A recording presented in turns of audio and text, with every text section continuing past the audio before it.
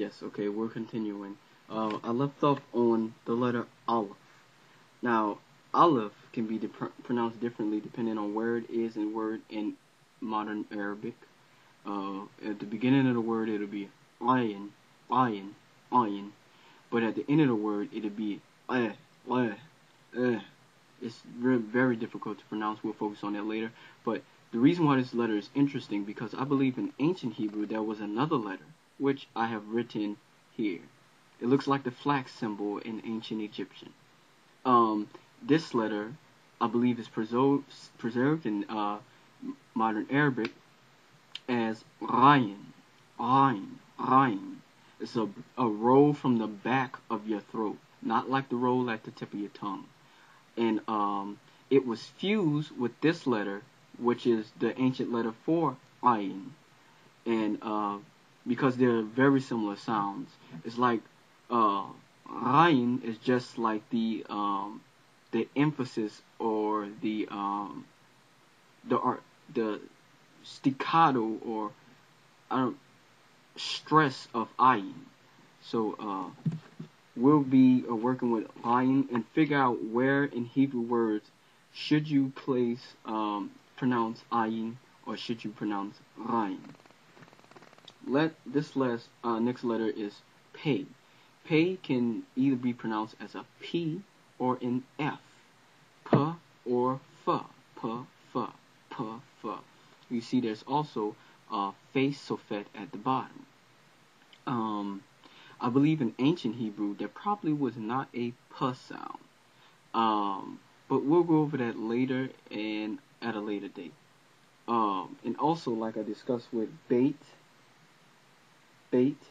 and Va, both of these in modern Hebrew can have or pronounce V depending on the circumstance.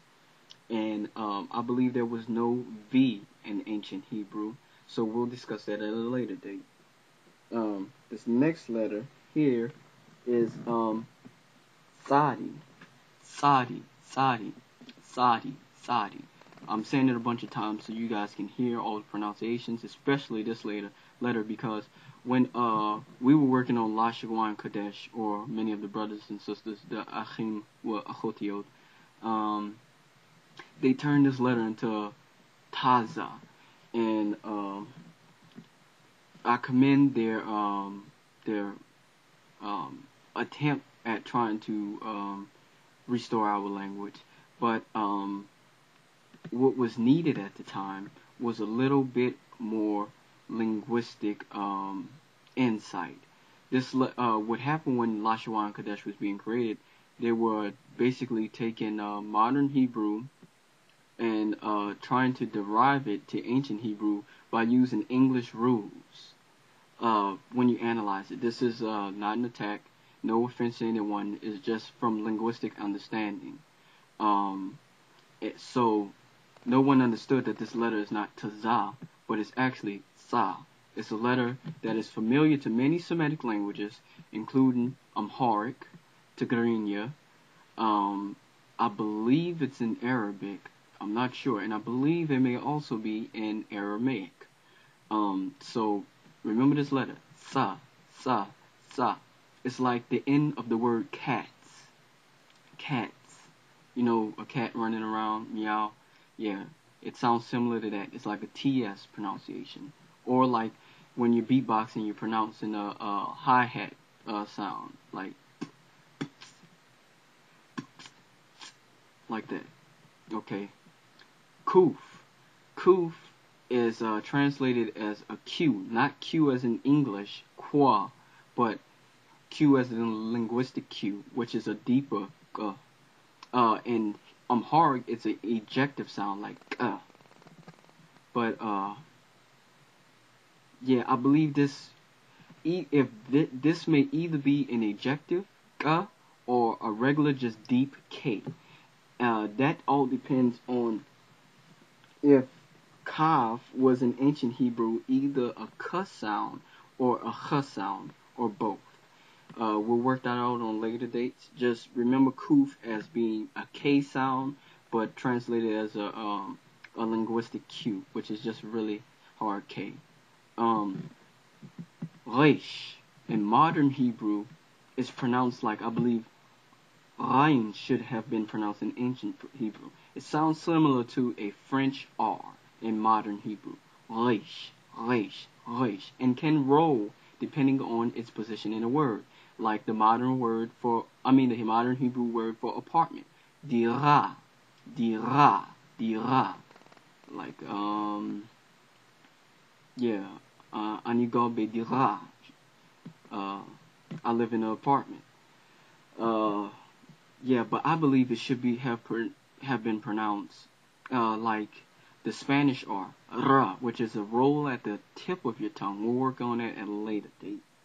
Because many Semitic languages have R, and I haven't heard any Semitic language that R sounds French-like, or from the back of the throat. They do have a similar letter, which is Rain. This next letter is Shin.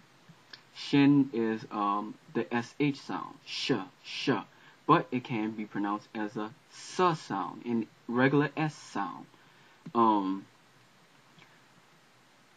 This letter can also be compared to Samech, because ancient Samech was probably called Sin, and this was called Shin.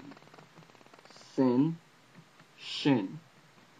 So, there's a story about this also in the Bible where Gideon was challenged by the Ephraimites because the Ephraimites were mad that he wouldn't wait for them for war, so they challenged him and sought to come against them.